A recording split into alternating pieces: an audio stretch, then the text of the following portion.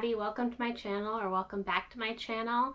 Today is the last video in my reading around Canada. So I am doing a reading around the world challenge, but I decided since Canada is so vast that I would make sure that I read a book from every province and territory, and so this is the last video. Definitely check out the other two videos to see what I read for Canada, and let me know if you have any books that you read for Canada or that you would recommend that I read because you feel like I've missed something. That's the one thing about this challenge, is the more I read, the more I feel like I need to read, which is great, but it's keeping me from finishing the challenge for sure. So first one I want to talk about is Nobody Cries at Bingo by Dawn Dumont, and she is from Saskatchewan and is of Cree and Métis origin.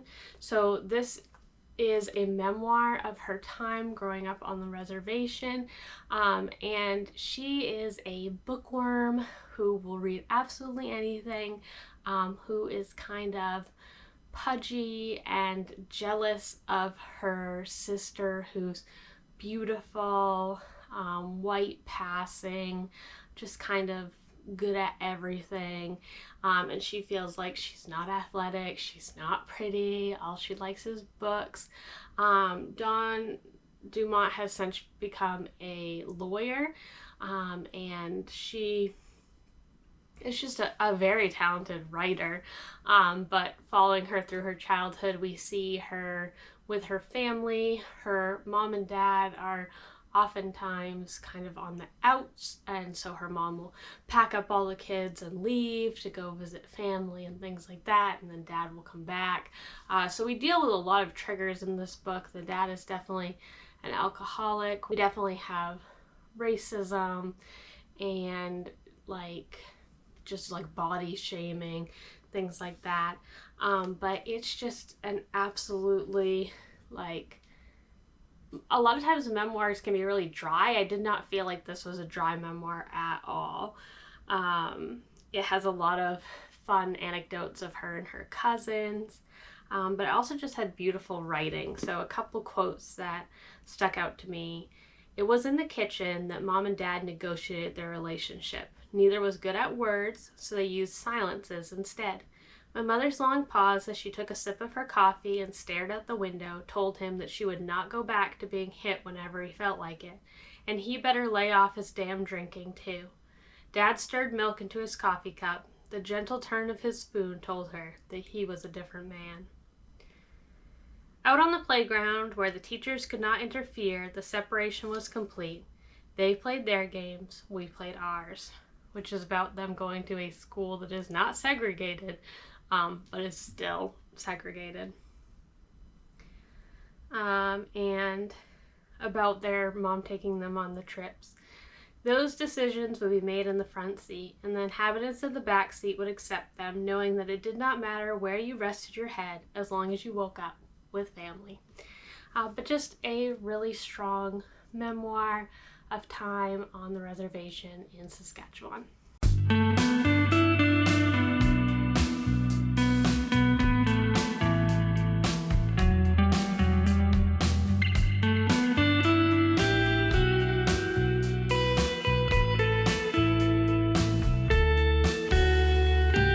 Next, we have Lines on the Water, which is also a memoir.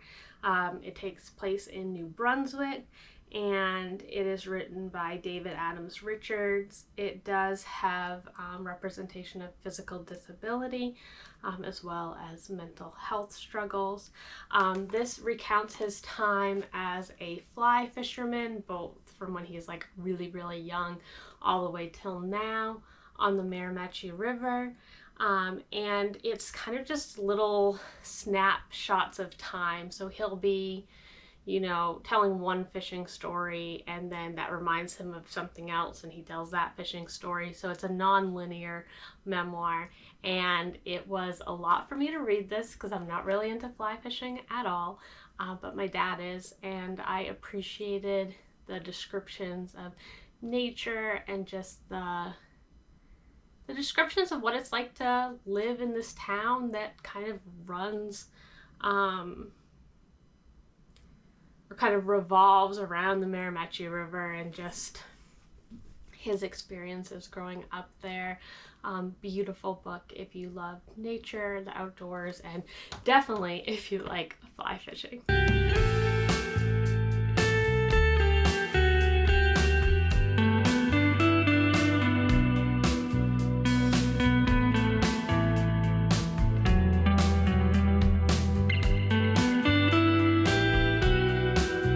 The next book is Where I Belong by Tara White. She is of Mohawk lineage and is from Kahnawake, Quebec. And this story follows Carrie, who was adopted, and how she kind of navigates her white family and her running into these hockey players who look like her, and her kind of falling in insta-love with one of the hockey players. This just wasn't long enough. I felt like it is a really good exploration on adoption and feeling like you can be both loved and accepted one place and yet still feel like you don't belong there at all, and wanting to know your roots. But it didn't have enough time to get where it needed to or have the story that it needed, in my opinion. So I would like to read something else from Quebec at some point, or something else from Tara White. This is for like a middle school or a young adult audience, like 8th grade maybe, but I just felt like I wanted more. But if anyone has any recommendations for something like that, definitely let me know. But that is Where I Belong.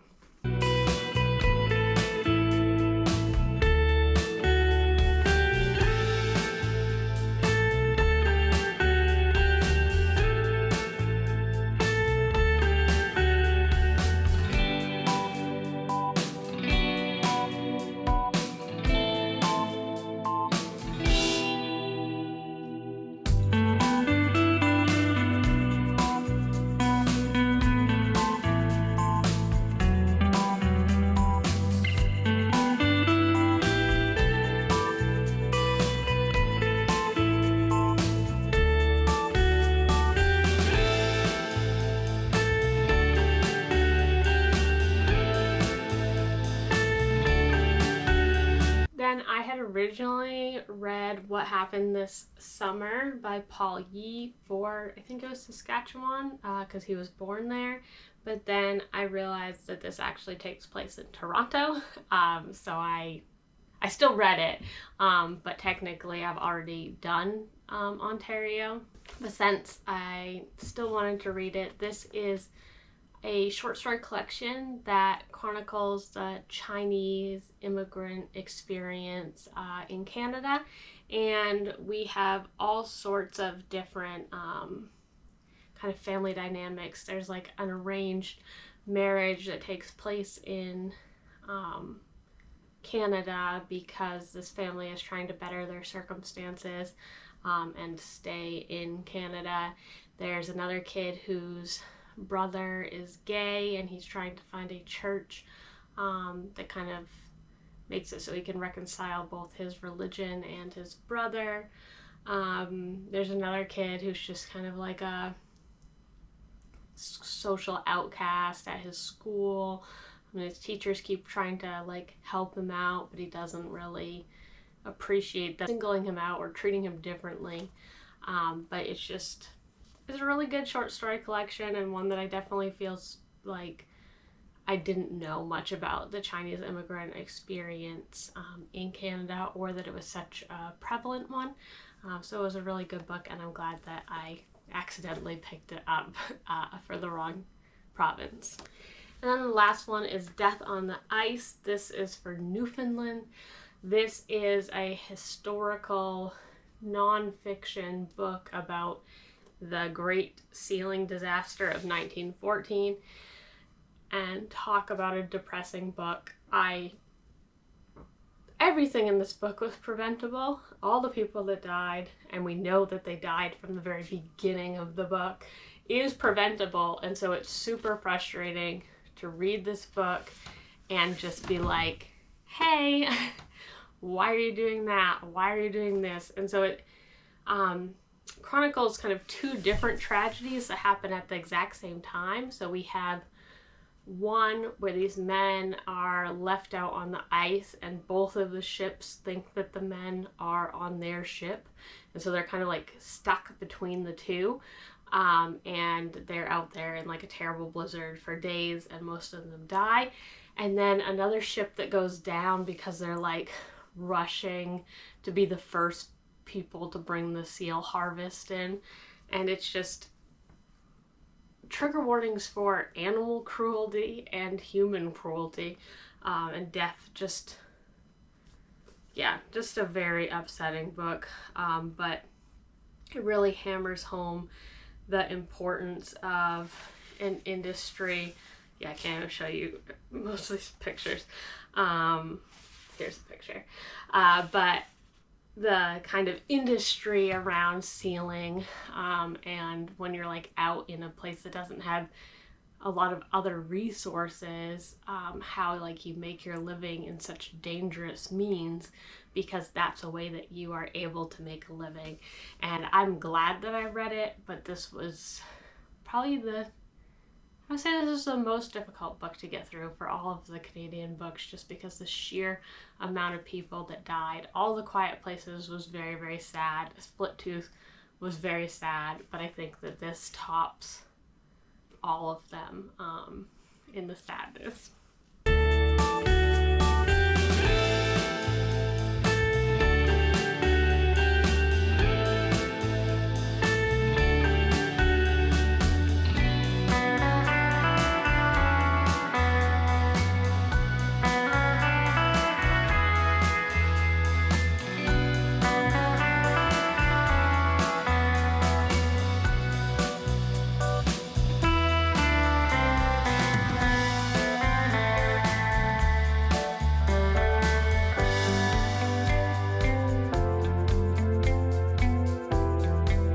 Anyway, those are the books that I read to finish out my Canada reading experience.